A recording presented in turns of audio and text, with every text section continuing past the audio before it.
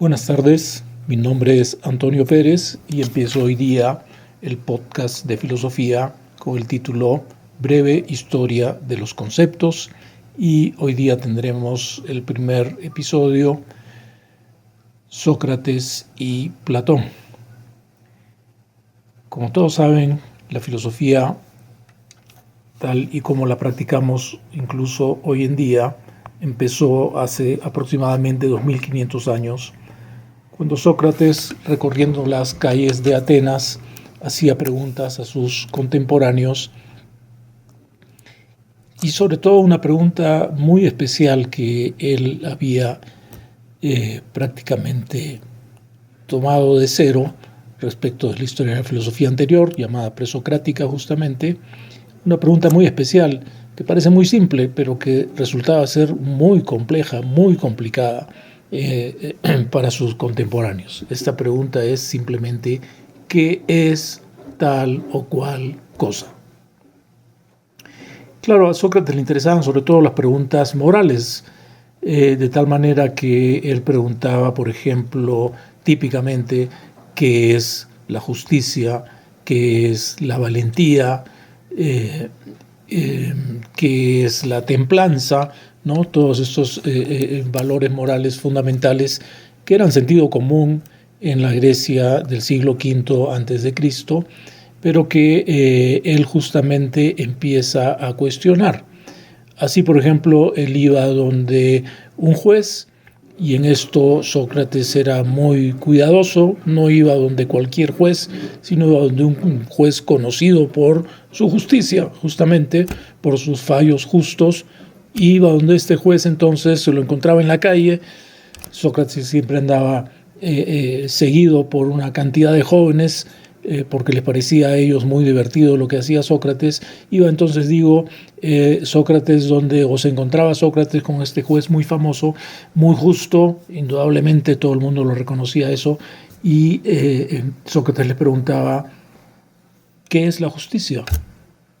Y ante esta pregunta el juez se quedaba desconcertado, ¿no? Y le decía a Sócrates primero que no entendía bien la pregunta, pero que él iba a tratar de responderla lo mejor que podía. Y típicamente, eso lo está en los diálogos de Platón, en los primeros diálogos de Platón, donde Platón describe lo que hacía efectivamente Sócrates en las calles de Atenas, típicamente el juez respondía dando un ejemplo, ¿no? Decía entonces: bueno, ser justo es, por ejemplo, el caso que yo resolví de tal o cual manera. La vida era muy difícil, había muchas cosas que considerar, muchos testigos contradictorios, y al final yo resolví justamente, como todo el mundo sabe, ¿no es cierto?, de esta manera. Lo declaré inocente y lo dejé libre. Eso es ser justo.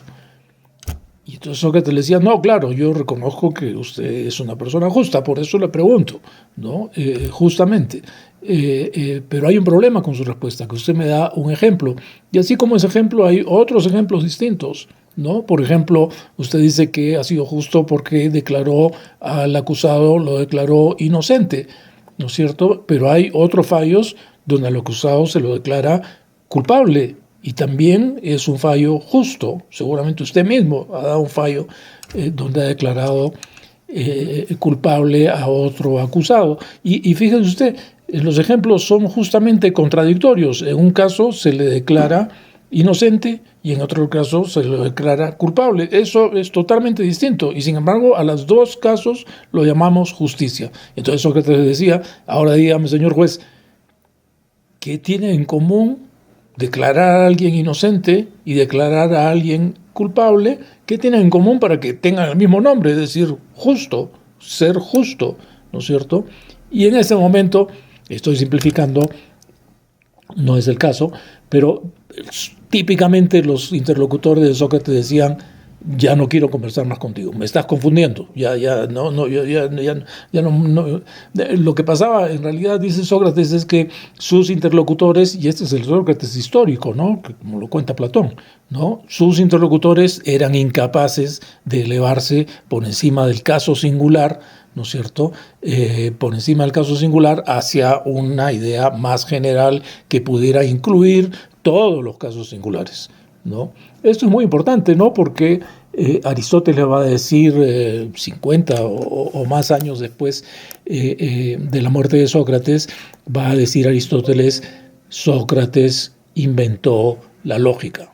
Con las preguntas que él hacía por las calles de Atenas, Sócrates estaba inventando la lógica. Y aquí viene lo interesante que dice Aristóteles, porque la lógica empieza con una buena definición.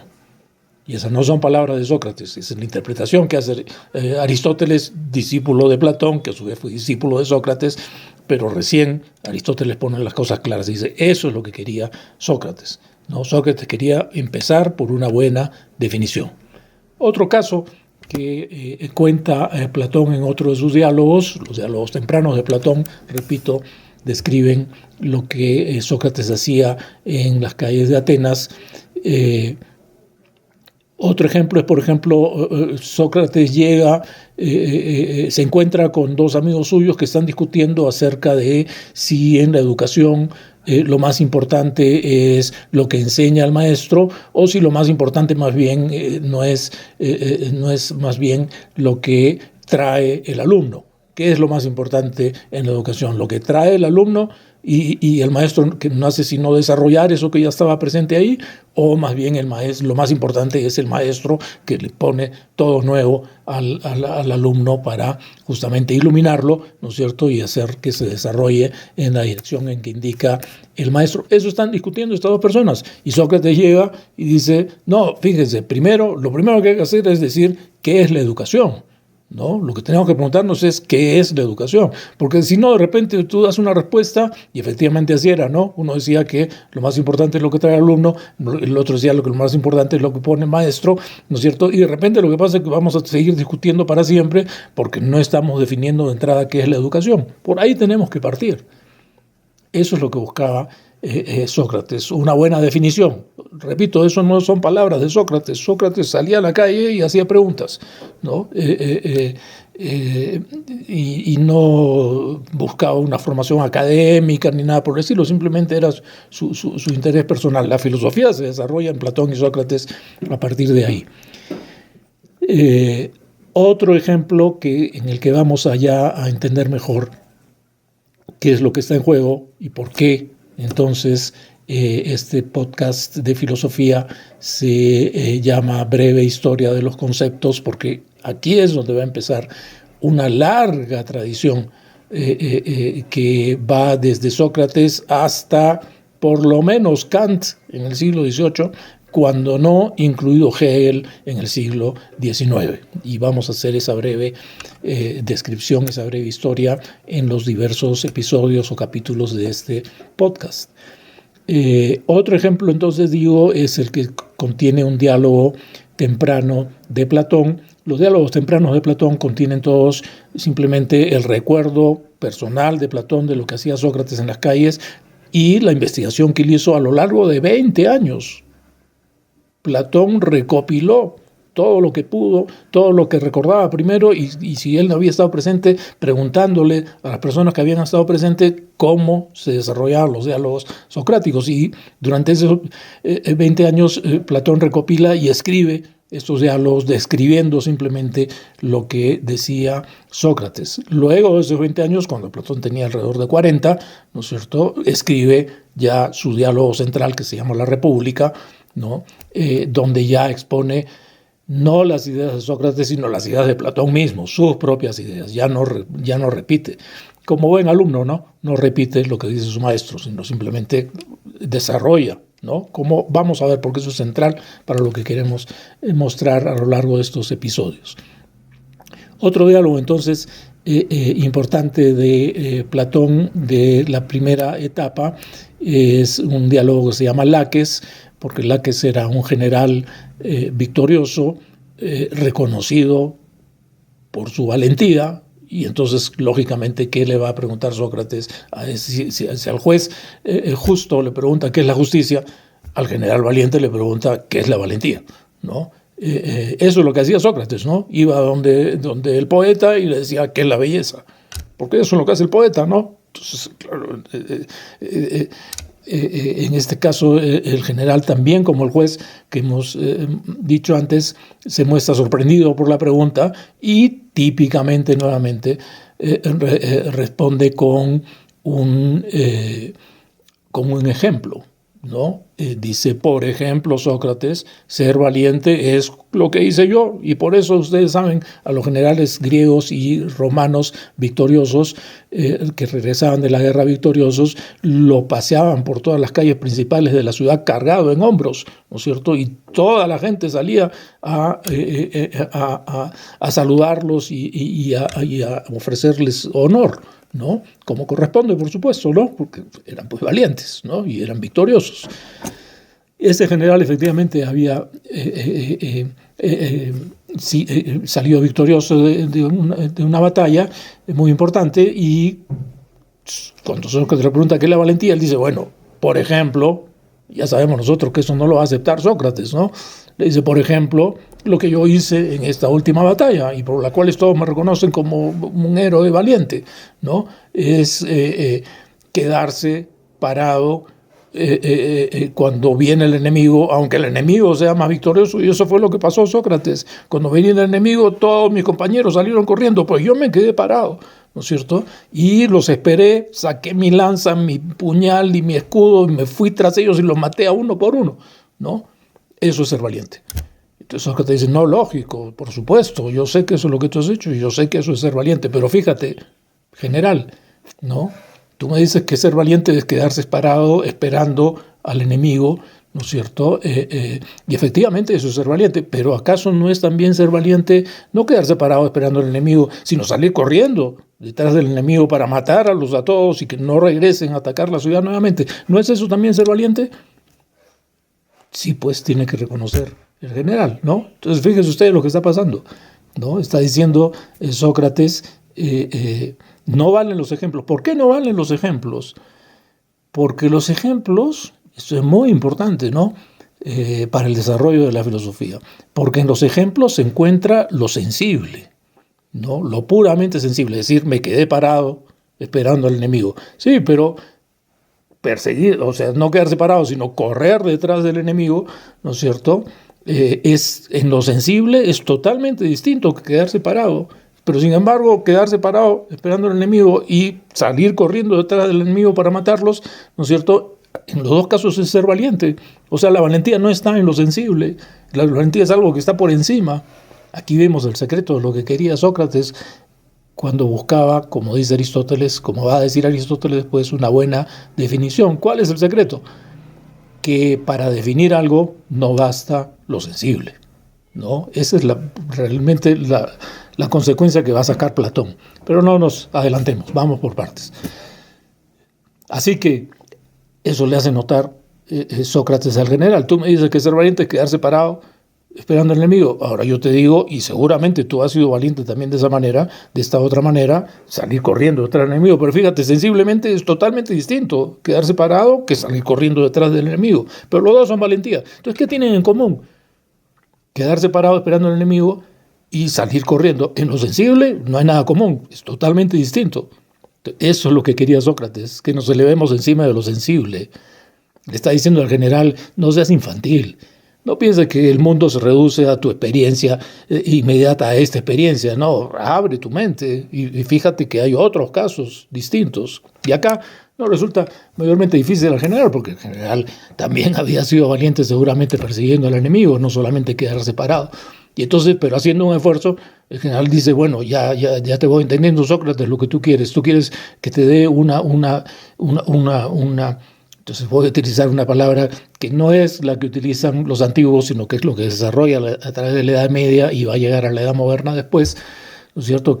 Estaba buscando Sócrates un universal, ¿no? Una definición que incluye, un universal que viene a ser, es una idea general que incluye todos los casos singulares. Eso es lo que está diciendo Sócrates. Mira, para encontrar una definición no basta lo sensible, hay que buscar el universal, ¿no es cierto?, que contiene todos los casos singulares. Entonces, por eso lo que hay que buscar en este caso es qué hay en común entre quedarse parado esperando al enemigo y salir corriendo detrás del enemigo, porque los dos tienen el mismo nombre, el mismo universal, valiente, ¿no? Haciendo un esfuerzo, entonces, el general dice, ya voy entendiendo, Sócrates, ¿no es cierto? Yo te voy a decir entonces ahora sí qué cosa es ser valiente. Ser valiente es obedecer las órdenes de tus superiores a todo precio, pase lo que pase, aún a precio de tu propia muerte, ¿no? Y efectivamente, si uno dice eso, está incluyendo quedarse parado esperando al enemigo y salir corriendo detrás del enemigo, si esas son las órdenes, ¿no? Si el general te ordena, quédate parado esperando al enemigo, ¿no es cierto? Eso es lo que tú tienes que hacer y eso es ser valiente. Si el general te ordena, sal corriendo para matar a todos los que están huyendo de los enemigos, eso es lo que tienes que hacer y eso es ser valiente. Muy bien, dice Sócrates. Me alegro mucho. Estás entendiendo lo que yo estoy pidiendo un universal, ¿no es cierto? ¿Por qué? Porque eso es lo que está descubriendo Sócrates, es lo que va a desarrollar Platón, ¿no? Lo que va a desarrollar Platón es esta idea. En una definición no basta lo sensible, es necesario siempre un universal. Y en este caso el universal es obedecer las órdenes de sus superiores. Eso es ser valiente, ¿no? Muy bien, dice Sócrates, excelente. Justamente, ¿no? Nuevamente, ¿qué le está diciendo al general? Madura, no seas infantil, no pienses que tu caso singular es lo que tú conoces, es lo que vale para todos. No, elévate por encima, y eso es lo que está haciendo. Se está elevando por encima del caso singular, quedarse parado, esperando al enemigo. Está considerando un caso que es sensiblemente totalmente distinto, que es salir corriendo detrás del enemigo, pero tienen una misma... una definición común en obedecer las órdenes de tus superiores. Entonces, efectivamente, eso está muy bien, general. Pero fíjense ustedes, Sócrates es conocido por, diríamos, coloquialmente, por ser un pesado, ¿no es cierto? Sócrates lo decía de una manera más elegante. Él decía, yo soy como un insecto que cuando pica a las personas, ¿no es cierto?, los paraliza. Y eso es lo que sentían los interlocutores de Sócrates ante sus preguntas. Se encontraban paralizados, no sabían qué decir. O sea, el juez le dice, el juez que era justo, sin duda, pero cuando le preguntan qué es la justicia, no sabe qué decir. No sabe qué decir. Sócrates los ayuda, ¿no? Para que ellos saquen lo que está dentro de ellos, lo que ellos en el fondo saben, ¿no? Pero no los dirige, como está haciendo en el caso del general. Muy bien, entonces el general le dice, estamos consiguiendo una mejor definición, ¿no es cierto? Porque ya no es puramente singular, ya no es de este caso solamente, sino incluye todos los casos de valentía. Todos los casos de valentía, me estás diciendo tú, general, todos los casos de valentía tienen en común que consiste en obedecer las órdenes de los superiores. Entonces hasta aquí estamos muy bien. Pero fíjate, general, fíjense ustedes qué pesado que era Sócrates. Por eso lo mataron, ¿no? Por pesado, ¿no? Pero fíjate, general, tú me estás definiendo la valentía, ¿no es cierto?, de una manera que no es solamente singular, sino que incluye un universal, como debe incluir toda definición. Pero me estás definiendo la valentía en épocas de guerra, porque en épocas de guerra efectivamente, ¿no es cierto?, ser valiente consiste en obedecer las órdenes de los superiores. Y el que no obedece las órdenes de los superiores no solamente es un cobarde, sino que el general va y lo mata por cobarde, ¿no? Porque no obedece sus órdenes, ¿no es cierto? Porque si no, el ejército no funciona. Entonces tú me estás definiendo la valentía en épocas de guerra, pero ¿qué pasa en épocas de paz? En épocas de paz, de repente la valentía no consiste en obedecer a las órdenes de las superiores, porque muchas veces en épocas de paz las órdenes de los superiores son injustas. Por ejemplo, en el caso de gobiernos corruptos. Nada hemos inventado nosotros los peruanos, ¿no?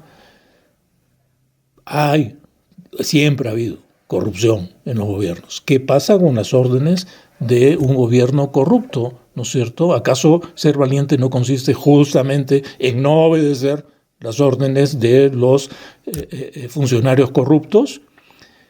Aquí, por supuesto, Platón, que es el que está contando en este diálogo, sabe de lo que está hablando, porque a Sócrates, ¿no es cierto?, el gobierno de los 30 tiranos, de los cuales uno de los miembros era el tío de Platón, ¿no es cierto?, el gobierno de los 30 tiranos lo intentó hacer que Sócrates haga algo injusto, pero Sócrates se negó.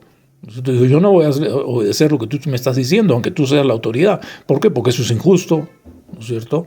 No voy a desarrollar ahora el ejemplo, pero eso fue lo que dijo Sócrates. Y entonces los funcionarios le dijeron, si no cumples nuestras órdenes, te vamos a matar, Sócrates. Y entonces Sócrates dijo, no me importa, ustedes mátenme si me tienen que matar, pero yo no voy a hacer esa acción injusta. ¿No es cierto? ¿Acaso entonces, general, eso no es ser valiente también? ¿No es cierto? Entonces, ¿qué tienen en común? La valentía que tú has definido para la época de guerra, que consiste en obedecer las órdenes de los superiores. ¿Qué tiene en común eso con lo que estamos describiendo como la valentía que en épocas de paz, que no necesariamente es obedecer las órdenes de los superiores, sino a veces ser valiente consiste justamente en no obedecer las órdenes de los superiores porque son injustas, porque son corruptas, ¿no es cierto? Entonces, ¿qué tienen en común? Y en ese momento el general dice, ¿sabes qué, Sócrates?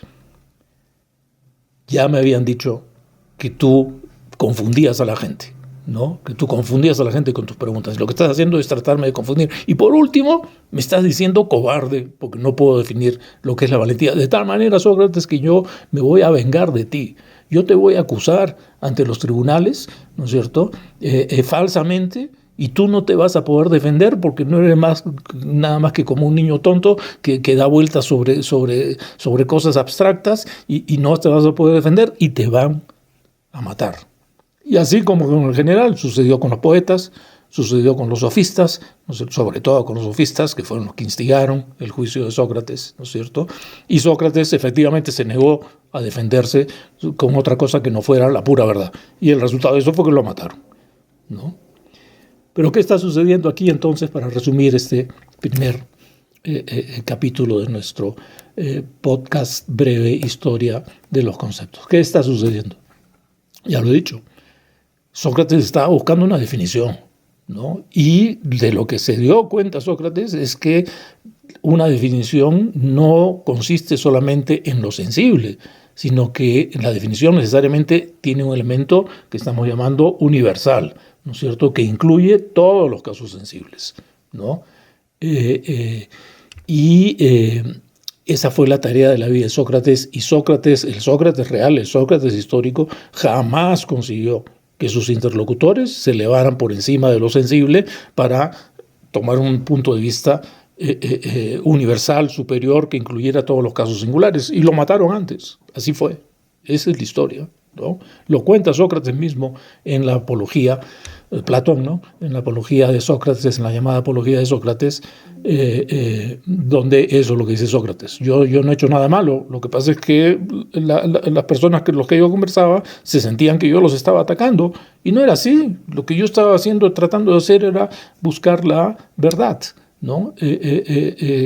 Pero ellos pensaban, por ejemplo, el general pensaba que yo le estaba diciendo cobarde porque no sabía definir la valentía. Y eso es muy interesante porque en otros diálogos llega un momento en que los interlocutores molestos le dicen, bueno, entonces yo te digo que la valentía es una cosa y tú me dices que no es, yo te digo que es otra cosa y tú me dices que no es, y nunca acabas de preguntar, ¿no es cierto?, y me dejas en ridículo. Entonces dime tú, Sócrates, ¿qué cosa es la valentía? Y entonces ahí viene la respuesta de Sócrates. Le dice, yo tampoco sé, por eso te pregunto, ¿no? Te pregunto porque yo tampoco sé, ¿no?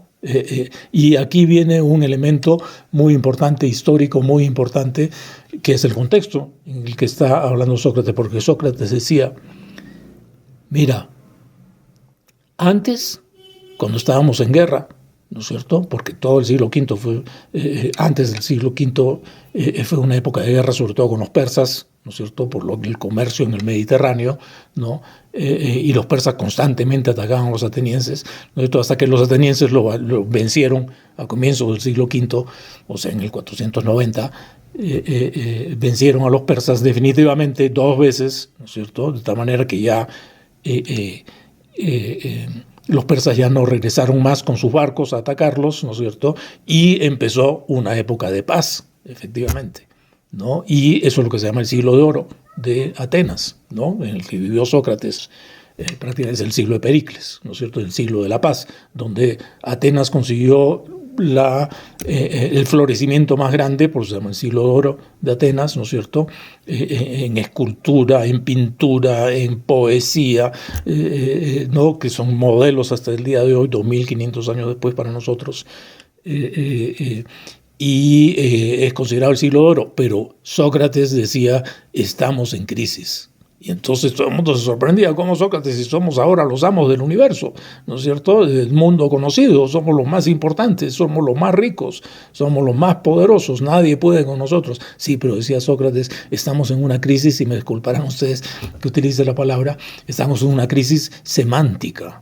¿Y qué cosa es la semántica? La semántica es la parte de la lingüística o de la gramática que estudia el significado de las palabras. Quería decir Sócrates, ya no sabemos lo que significan las palabras. Porque antes, dice Sócrates, cuando estábamos en guerra, si tú le preguntabas a alguien qué cosa es ser valiente, él te iba a decir inmediatamente combatir a los persas. Estaba clarísimo para todo el mundo qué cosa era ser valiente. ¿Y qué cosa es ser cobarde? Salir corriendo cuando vienen los persas. Eso es ser cobarde. ¿Y qué pasa con ese? Lo matamos, ¿no es cierto? Por cobarde, ¿no es cierto? Y en cambio todos tenemos que ser valientes, y todo el mundo sabía lo que era hacer la valentía, pero ahora que estamos en época de paz, ya no sabemos lo que es la valentía.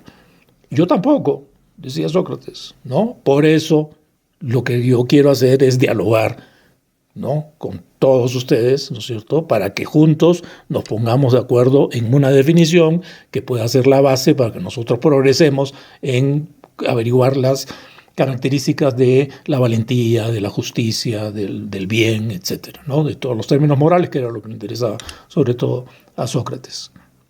Pero ahora ya no lo sabemos, ¿no? Ya no, es una crisis de las palabras la que estamos viviendo, ¿no? Y eso es entonces nuestra primera conclusión. Adelanto entonces que el discípulo más importante, porque Sócrates hubo muchísimos discípulos jóvenes, todos jóvenes, ¿no es cierto?, que lo seguían en estas conversaciones porque eran muy divertidas, ¿no? Esto ustedes saben, en general no es pues cualquier cosa, siempre es muy importante, con razón, ¿no?, porque son valientes, nos defienden, etcétera, ¿no? Pero Sócrates lo dejaba en ridículo, ¿no?, porque no podía decir qué cosa es eso que él hacía de manera excelente, que ser valiente. Era entre los valientes el más valiente, la excelencia de la valentía, pero no sabía lo que era la valentía. El juez, el mejor de los jueces, pero no sabía decir qué cosa es la justicia. El poeta, el mejor de todos, hasta el día de hoy. Leemos a los poetas griegos contemporáneos de Sócrates, a los trágicos, ¿no es cierto? Pero le preguntaba qué es la belleza y no podían decirlo. No podían decirlo. Entonces eso era bastante divertido para los jóvenes. Uno de esos jóvenes es Platón, ¿no es cierto?, que escribió estos primeros diálogos. Y luego de 20 años, es como que Platón dijo, y eso ya va a ser la materia de nuestra próxima reunión, ¿no es cierto?, es que Platón se dio cuenta y dijo, ya entendí lo que quería, lo que descubrió Sócrates, ¿no es cierto?, y lo que explica por qué él iba preguntando, ¿no es cierto?, constantemente, ¿qué es esto? ¿Qué es esto? ¿Qué es esto? ¿Qué son las virtudes en general? ¿No? Ya entendí qué es lo que descubrió Sócrates. Sócrates descubrió lo que yo ya he dicho antes, que para conseguir la definición de algo no basta lo sensible, sino que para conseguir la definición de algo es necesario un universal que incluya todos los casos sensibles singulares dentro de sí, ¿no? Y Sócrates no quería parar antes de encontrar el universal más universal que incluyera todos los casos singulares, no solo en época de guerra, sino también en época de paz. No solamente este caso, sino todo lo que incluía todos esos casos, ¿no? Eso es lo que estaba buscando Sócrates. Concluye Platón alrededor de cuando tenía 40 años, después de 20 años de muerto Sócrates, ¿no? Y ahí escribe sus diálogos centrales. Y, repito, ya lo he dicho antes, como un buen discípulo, Platón no se contenta con repetir lo que había dicho su maestro, sino introduce una pregunta importantísima que va a definir el resto de la historia de la filosofía por los siguientes por lo menos 20 siglos, hasta el siglo XVIII, XIX, ¿no? Después vamos a ver que cambian las cosas ya en el siglo XX. Eso que Eso que descubrió el propio Platón, más allá de Sócrates, es una pregunta que se hizo Platón. ¿Y de dónde viene el universal? Porque lo sensible, nosotros sabemos de dónde viene. Viene de los 5 sentidos, ¿no? De ahí viene lo sensible. Pero Sócrates nos está diciendo que una buena definición incluye siempre un universal. ¿Y de dónde viene el universal? Porque en lo sensible no hay nada universal. Es decir, fíjense ustedes, nosotros no vemos la mesa, nosotros vemos esta mesa, ¿no? Nosotros no vemos lo blanco, nosotros vemos este blanco, ¿no? Este blanco singular, rabiosamente singular, por decirlo así, ¿no? Que es distinto de este otro blanco, que también es blanco, pero justamente se define con una sola palabra blanco. Para todos los tipos de blanco es universal, blanco, ¿no? ¿De dónde viene el universal? Y con eso concluyo, porque eso es lo que define la filosofía platónica. ¿De dónde viene el universal? El universal es una idea que existe en el mundo de las ideas, ¿no?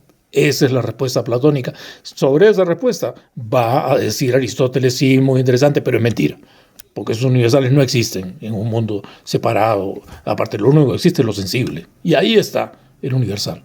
Entonces ya tenemos un proyecto para nuestros próximos 2 episodios de esta pregunta o de esta breve historia de los universales, pero que inicia con Sócrates, que es la valentía, que es la justicia, que es el bien, que es la virtud en general, ¿no es cierto? Y que, como estamos viendo, Platón desarrolla diciendo, ese universal que buscaba Sócrates no está en lo sensible, está en el otro mundo. Eso es lo que vamos a explicar en nuestro próximo podcast. Muchas gracias por su atención.